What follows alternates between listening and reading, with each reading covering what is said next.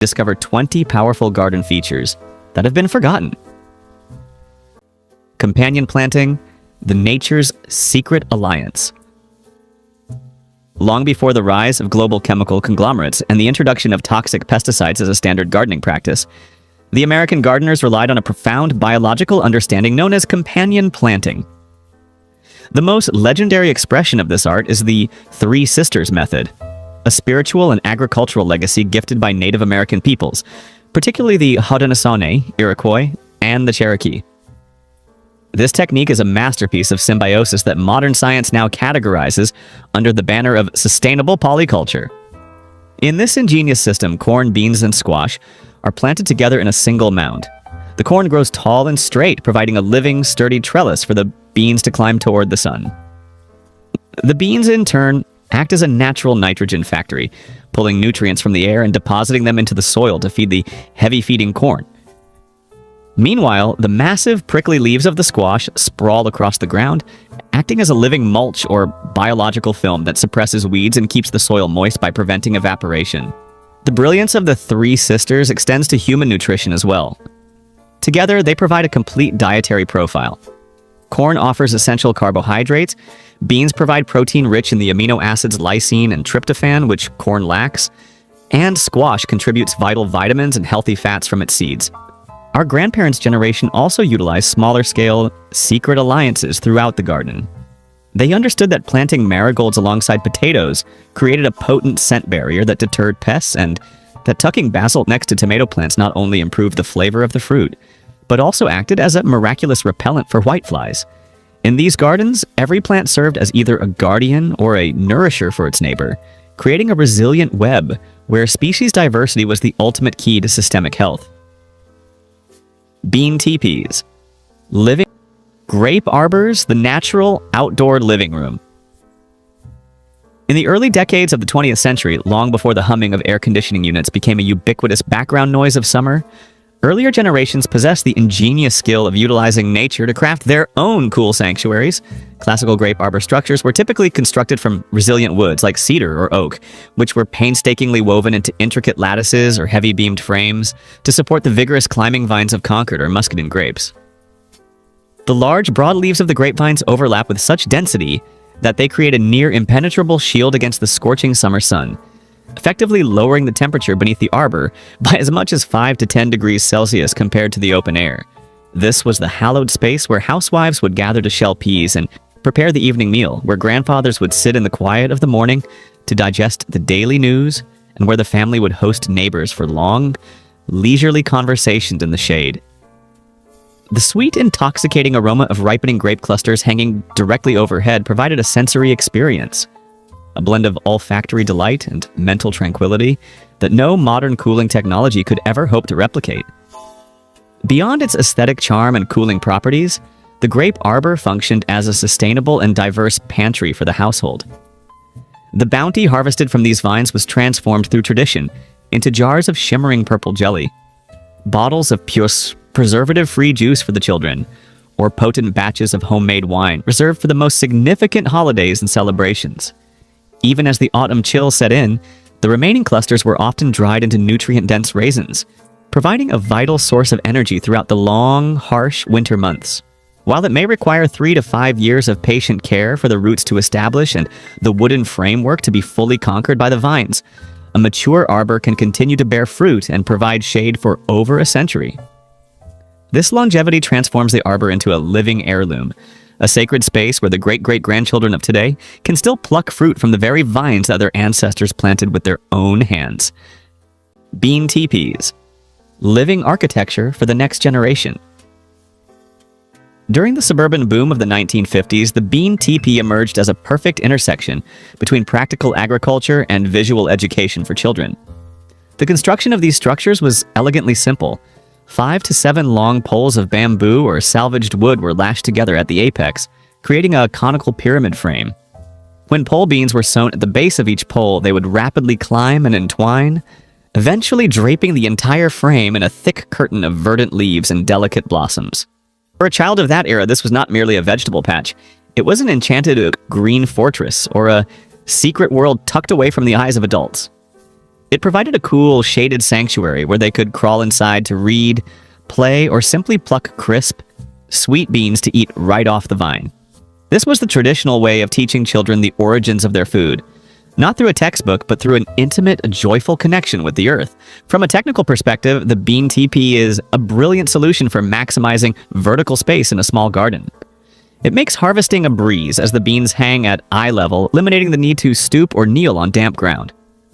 Furthermore, the elevated structure ensures excellent airflow around the foliage, which is essential for preventing the molds and mildews that frequently plague bean varieties grown in a sprawling, horizontal fashion in the ground. As the cycle of the seasons turned toward autumn, these teepees would gracefully begin to decompose, returning their nutrients to the soil to nourish the garden for the following spring. There was no need for heavy lifting or the storage of bulky plastic equipment. The bean teepee departed the garden without leaving a single footprint of waste, leaving behind only cherished memories and a plot of earth that was richer than before. Victory Gardens. Patriotism beneath the soil. During the turbulent years of World War II, a concept took root that would fundamentally alter the American landscape: the Victory Garden. This was far more than a gardening trend. It was a mobilized national mission. As commercial food supplies were diverted to the front lines, the government called upon every citizen to transform their backyards, front lawns, and even public medians into mini farms. The result was staggering.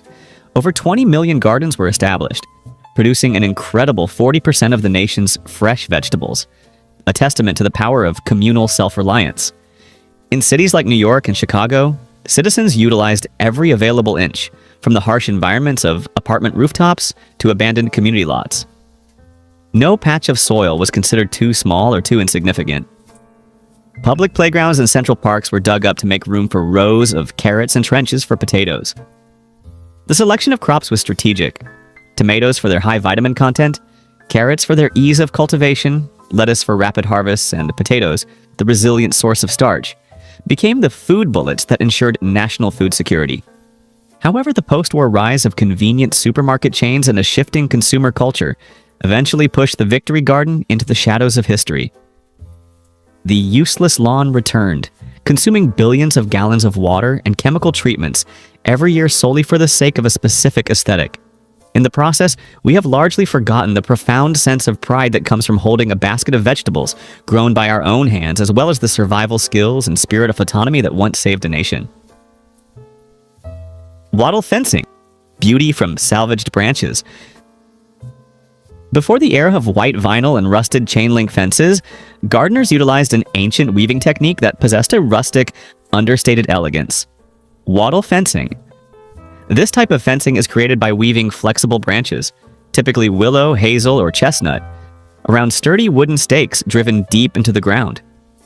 Requiring neither a single nail nor a drop of glue, the structural integrity of the wattle fence comes from the tension and interlacing of the branches themselves, resulting in a barrier that is both firm and resilient against the wind. Functionally, wattle fencing is a superior wind filter. Unlike solid brick or wooden walls that create violent turbulence and downdrafts that can devastate tender young seedlings, wattle fencing gently filters the air. It breaks the intensity of the wind while allowing a small, steady flow of air to pass through the tiny gaps in the weave, maintaining essential ventilation while protecting the garden from being battered during storms. Additionally, because the height and density of the weave can be customized, it serves as a formidable defense against rabbits, deer, and other wildlife seeking to raid the harvest. Furthermore, wattle fencing represents the ultimate low-cost architectural solution, as it utilizes the very branches that are pruned from the garden's own trees.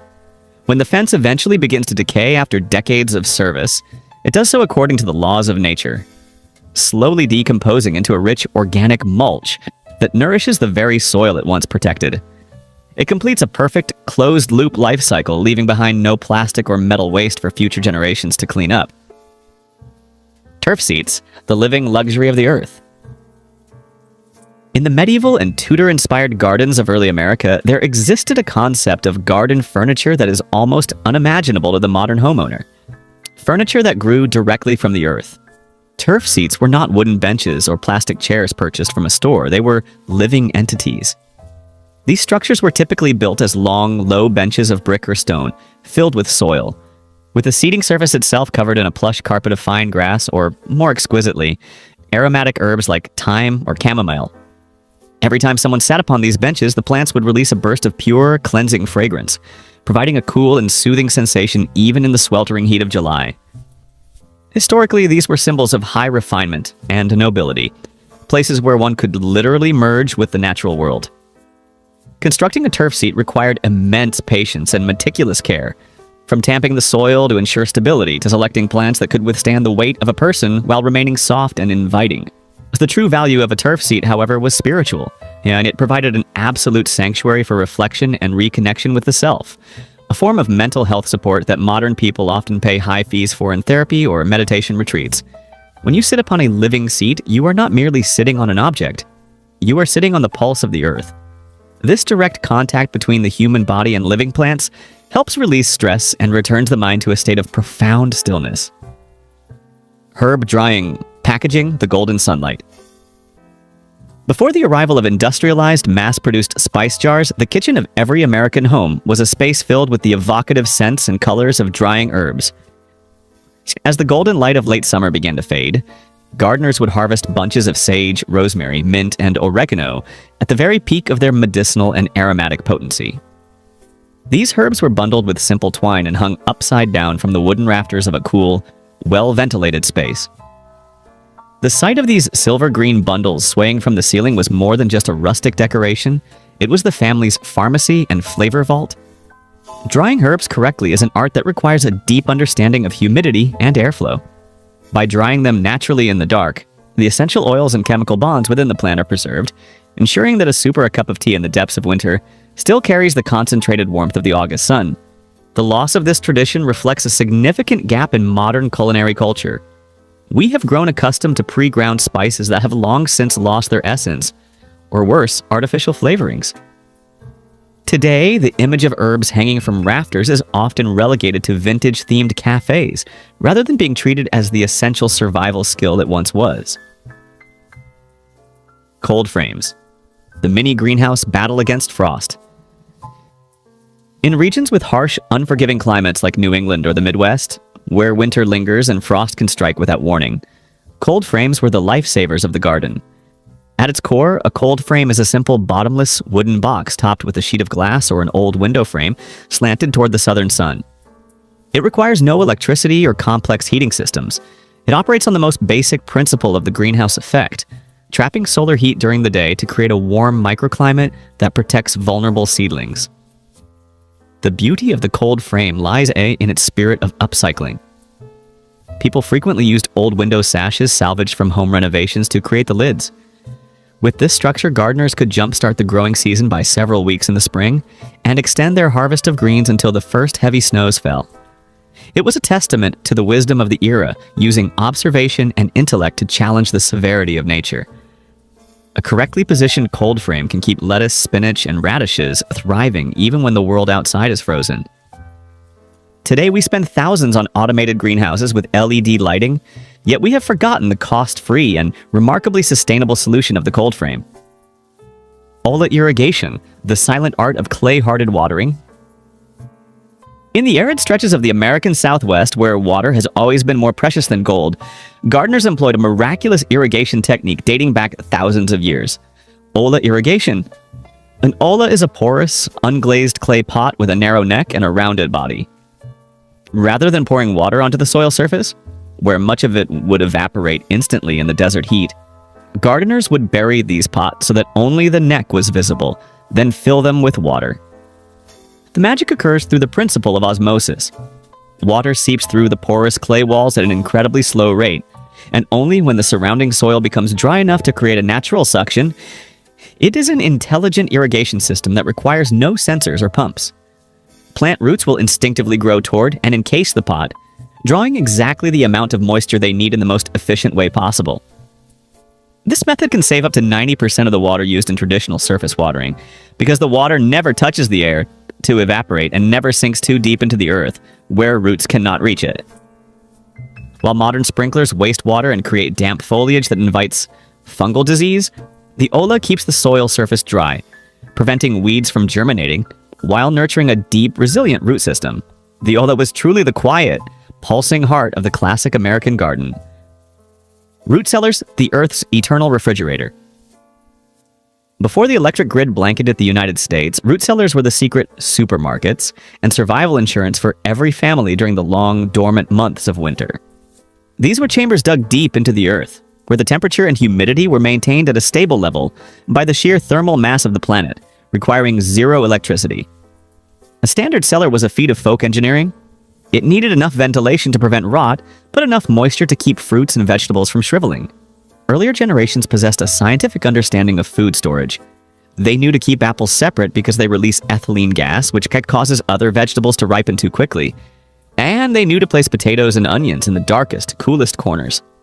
Thanks to these cellars, a family in the 19th century could enjoy a crisp, fresh apple as late as March without ever using a single watt of power. Today, the cellar has been replaced by the energy-hungry refrigerator and the global supply chain. Most modern homes are built without even the concept of a cellar, making this natural storage solution a distant historical lesson for the majority of people. Asparagus beds, a legacy of patience. Modern gardening is often obsessed with instant results, planting today and harvesting next month.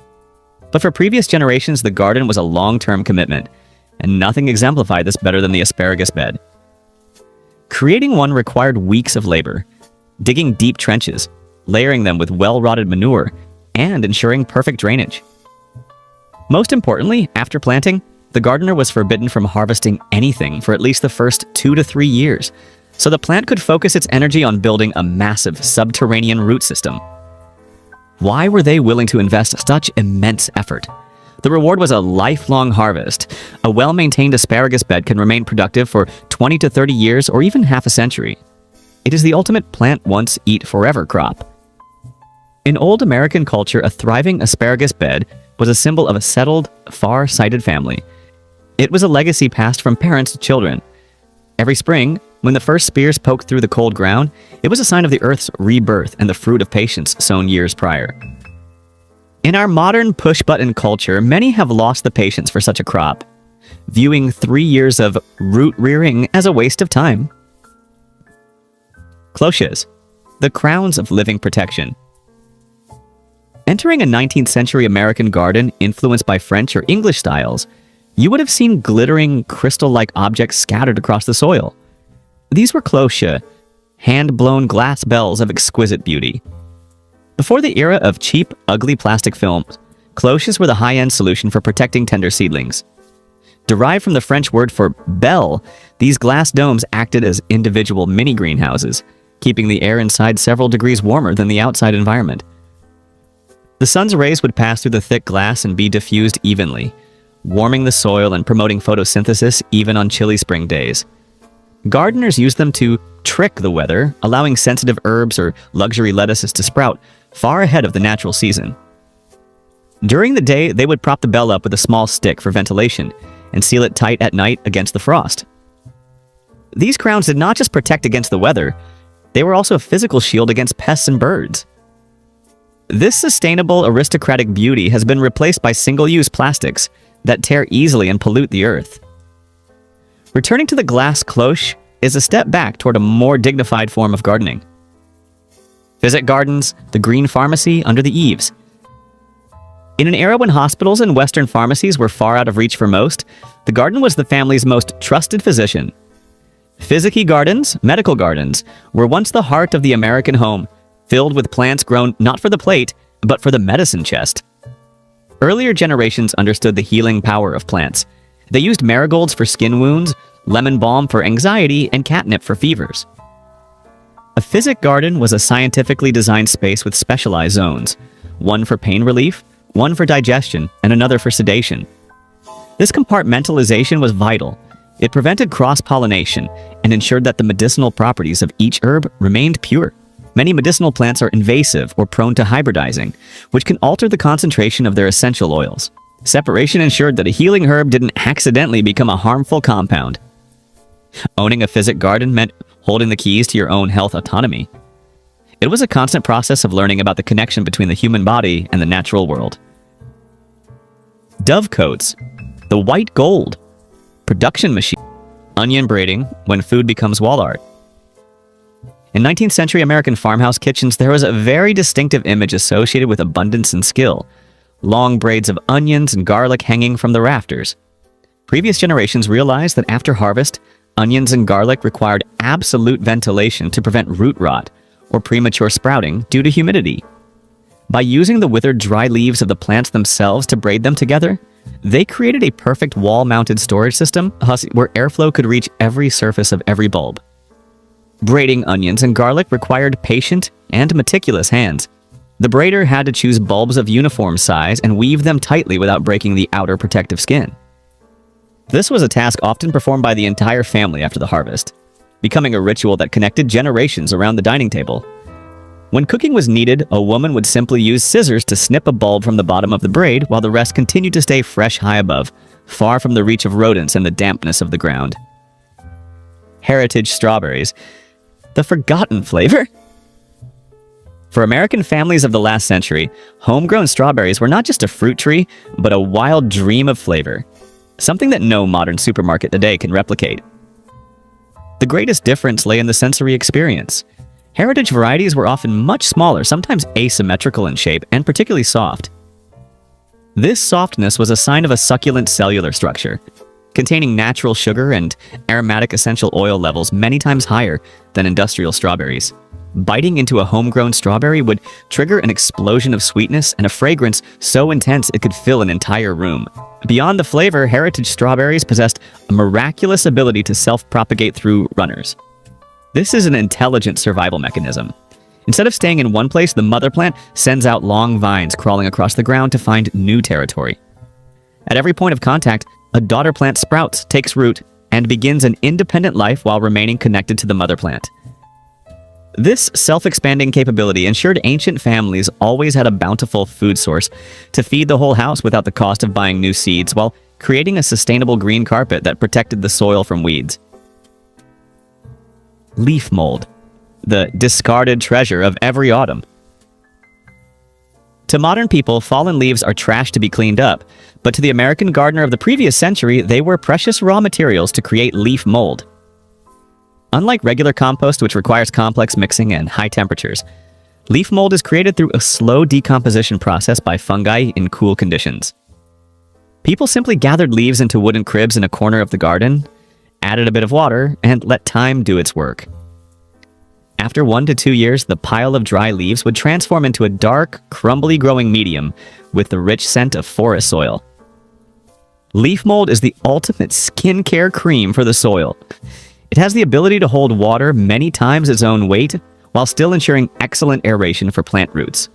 This was the secret behind the magnificent asparagus beds or rose bushes of the last century. The leaves that spent all summer absorbing light and minerals now fall to return nutrients to the very roots that nourish them. Using leaf mold is how we mimic the laws of ancient forests, where the humus layer is the source of life for the entire ecosystem, without needing a single grain of chemical fertilizer. Flowery meads, liberating nature from captivity. In the ancient gardens of American settlers, the lawn was not a monochrome green as it is today. They were flowery meads, a vibrant blend of fine grasses and countless low-growing wildflowers like daisies, clover, or violets. These flower lawns did not need to be mowed short every week. They were allowed to grow a bit taller, creating a multicolored, soft tapestry filled with the fragrance of the countryside. The benefits of flowery meads go beyond visual beauty. They are a paradise for pollinators like bees and butterflies, honored guests that modern lawns, often drenched in pesticides, always drive away. The flower lawn establishes its own biological balance. Clover helps fix nitrogen for the soil, keeping the lawn green without fertilizer, while the diversity of flowers attracts natural predators to help control garden pests. The decline of the flowery mead went hand in hand with the rise of motorized mowers and the rigid standards of perfection held by the suburban elite. We have turned backyards into biologically poor green deserts where any life that is not grass is considered an enemy. Maintaining flat green lawns costs us too much time and money but brings very little joy to the soul. Rhubarb patches. The resilient elder of the garden corner. Concluding the list of forgotten garden features is a plant that was once present in every American home from the colonial era until the mid-20th century, rhubarb. Dubbed the pie plant, rhubarb possesses vibrant red stalks with a characteristic tartness, serving as the sole ingredient for desserts that warmed the kitchen during the early days of spring, when other fruits had not yet ripened. What makes rhubarb special is its immortality. A correctly planted rhubarb patch can live and yield harvests continuously for 20 to 30 years with almost no special care. It survives the bone-chilling cold of northern winters and the droughts of southern summers. With its massive dark green foliage, rhubarb provided not just food but also a majestic architectural focal point for the garden corner. The ancients considered this the village elder of the garden, an entity witnessing the growth of many generations of children in the house. Today, rhubarb has become an unfamiliar name to many young Americans. We are so used to eating imported fruits year-round that we forget the fresh, pungent flavor of homegrown passed down by previous generations or the culmination of thousands of years of living in harmony with nature. Thank you for joining Back to Yesterday. Don't forget to like and subscribe so you won't miss our upcoming nostalgic journeys.